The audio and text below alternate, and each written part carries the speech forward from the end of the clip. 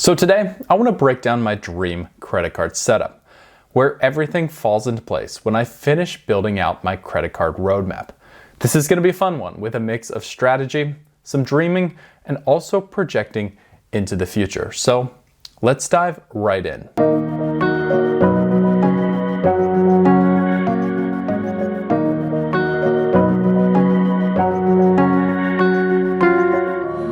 This entire idea of building a dream wallet blends where I'm at today with where I want to be in the future. So as I show you how I built this out, I want to set the table with two clear principles. First, this is future focused. This is not where I am right now. However, this is exactly where I want to go. Maybe it will take 5 to 10 years. Maybe in as little as 3, I could actually accomplish this. However, between me and my wife's personal finances, approvals, and a little bit of luck with all of this playing out and piecing together perfectly, there's a number of factors in play that do just take time. Second, this is very different than my current strategy. My family right now consists of myself, my wife, our corgi, and a little one soon on the way. And what works best in our lives is a hybrid setup where I'm earning cash back in certain categories, but I'm also earning transferable currency that I can redeem for travel when it's right for my family. It's a lot of card management, and it's a fine line between earning cash and also earning the points I need to achieve the goals and trips that I want to take. However, for future me, hopefully I'll have a bigger family down the road and a little bit more discretionary income, where then I'll get to enjoy some of the luxuries that credit cards can provide without having to be so annual fee conscious or maybe cashback conscious for cashback in the pocket right now as I prefer. So that you know where my starting point is and how I'm going to build my wallet strategy from here on out, I want to take you briefly into a picture of what my current wallet looks like today. Now, this video isn't about my current wallet, so I'm not going to spend much time on it. However, I do have a video breaking down my 2025 wallet strategy, which is the most up-to-date version of exactly my thought process behind what I currently carry. On a daily basis, I use the PayPal debit card for 5% cash back in grocery store purchases at Walmart, which is where my wife and I currently shop for groceries. I use the Chase Sapphire Preferred on restaurants and streaming purchases, which earns 3x in ultimate reward points, which are very valuable to me right now for both of those categories. I bring in the Citi Custom Cash for 5% back on gas, capped out at $500 a month. Use the Capital One Venture X for my travel purchases and everything else that doesn't fit into a category purchase, and my Chase Inc. Business Preferred for any business-related expenses. Now, I think this works for the time being. It covers those stated category earnings goals and blends a few travel experience things on the side. I'm also able to track this pretty efficiently using my own wallet template, which I also have online for you at rdguarantee.com, which you can download for free at the link in my description. However, while these cards are great now, it's not where I want to be in the future. Of course, there are more exciting things ahead and still a lot to work towards in the credit card game. Because of that, I want to show you how this current lineup shifts into my dream wallet setup. In my eyes, what I think are the ideal card combinations for someone like me who has a bigger family, who wants them to experience cool destinations around the world, maybe every few years, but also get good trips in the United States at least a couple of times a year. With those goals laid out in front of you, let me introduce to you my dream wallet setup. I split my dream wallet into two parts: earnings coverage and benefits and experiences. And there are just 5 cards that go into those two parts together.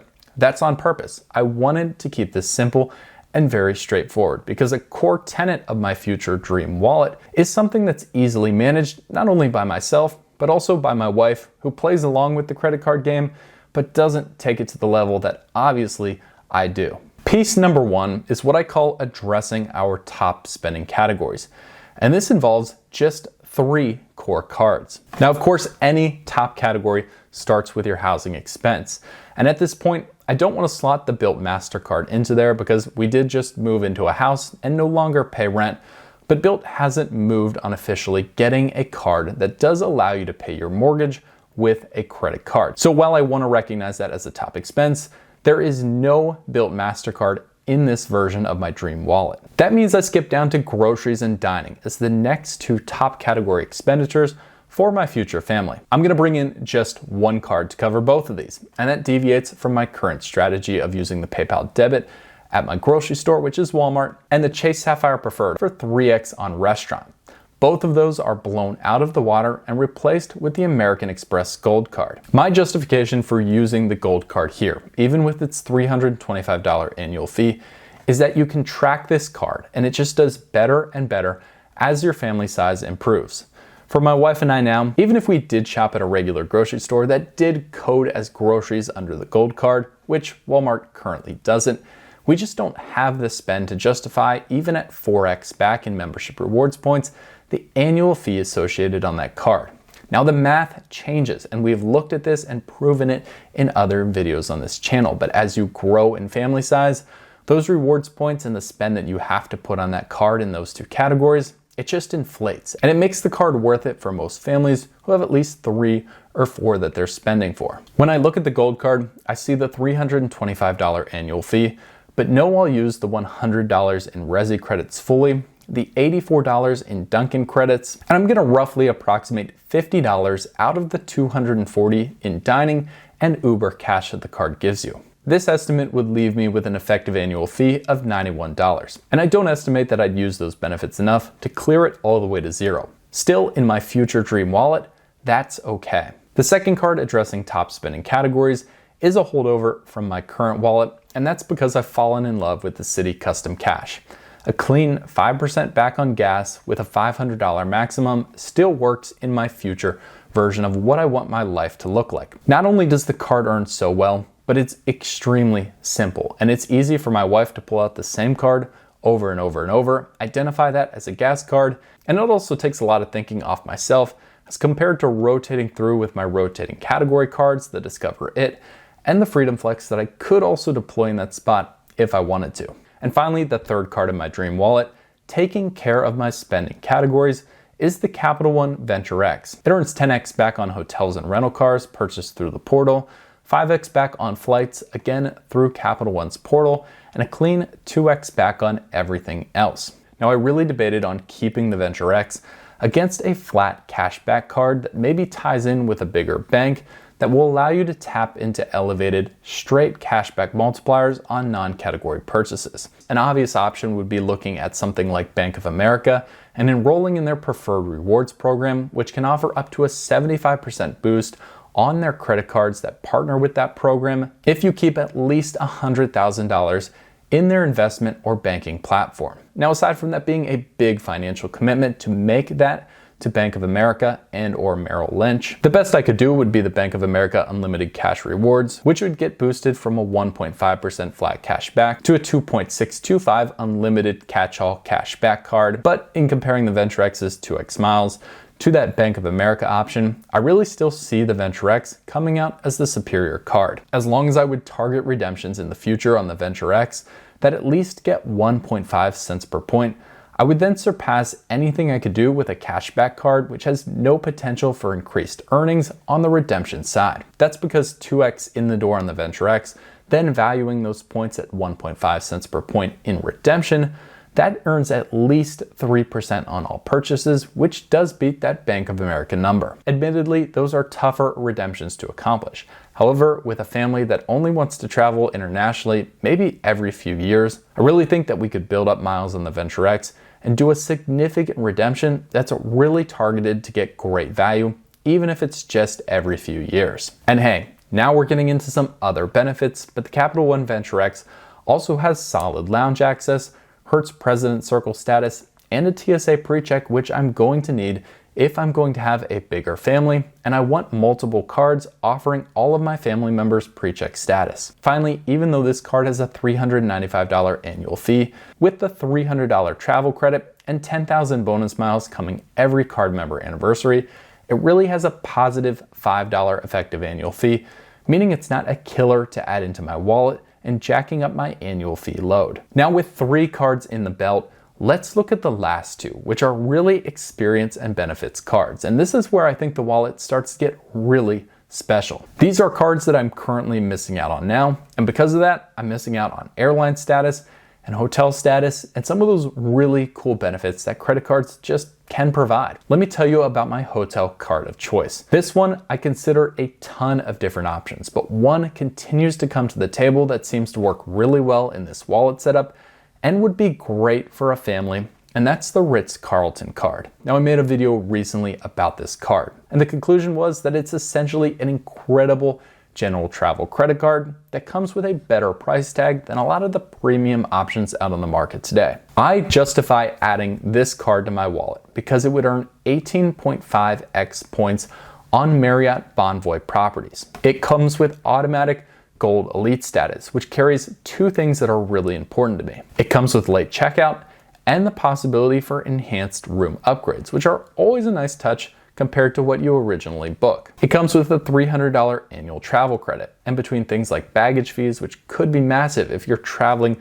with a number of people in a family, or airport lounge access being written off, there are plenty of opportunities to burn down and get value from that credit. The card comes with an $85K free night award, and that comes with access to some of Marriott's nicer resort properties. And finally, it has more lounge access, which diversifies my lineup in addition to the Venture X. Finally, it also gives another TSA PreCheck credit, and it gives free authorized users, which could come in handy for additional PreCheck credits or additional lounge access that come with the authorized user version of this card. The icing on the cake to this card is that the annual fee at $450, it justifies itself relatively easily, with it being easy to take advantage of a $300 travel credit and a free night award that I'll conservatively value at $150 a year, meaning that even though I pay up front for the annual fee, the value is easily returned throughout the year. And anecdotally speaking, I've really always found Marriott properties to be very nice, upscale, great areas to bring families or to go on trips yourself and really get some good quality work done. There are tons of them and they seem to be in good areas, and the clips that you're watching now from the Marriott Marquise in Chicago, I think really bring that to life. Now, I would have to hold another Chase Marriott card for at least a year to get this, but the benefit of planning out this dream wallet setup is that I can plan ahead and I'll be able to target elevated sign-up offers on any one of those cards so I can make the most for my transition working towards the Ritz-Carlton. Finally, the fifth and final piece to this setup is adding an elite airline card.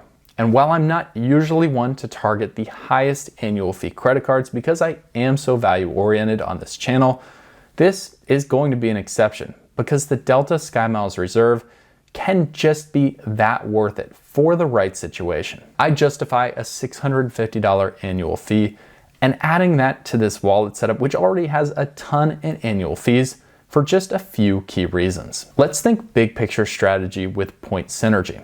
The first card I outlined for my two most expensive categories after my mortgage, if you remember correctly, well, that was the Amex Gold, earning 4x in both restaurants and at grocery stores. Now, Amex has Delta as a transfer partner, meaning I can send that 4x earnings on the front way in out to Delta to redeem those points for flights through Delta SkyMiles. What makes it even better is that the Reserve card offers 15% off award booking on flights, meaning that at a base level, 4 points in the door and a 15% extra kicker in value means I'm getting effectively at least 4.6% return on every single dollar I spend on the Gold card at those restaurants and at the grocery store. That's some really great synergy, but the benefits don't stop there. This card has great lounge access with Delta Sky Club access for 15 visits a year, including 4 one-time guest passes, Escape Lounge access, and Centurion Lounge access for users of the card itself. It also allows you to be put on the complimentary upgrade list, one of those little experience benefits that I'd be really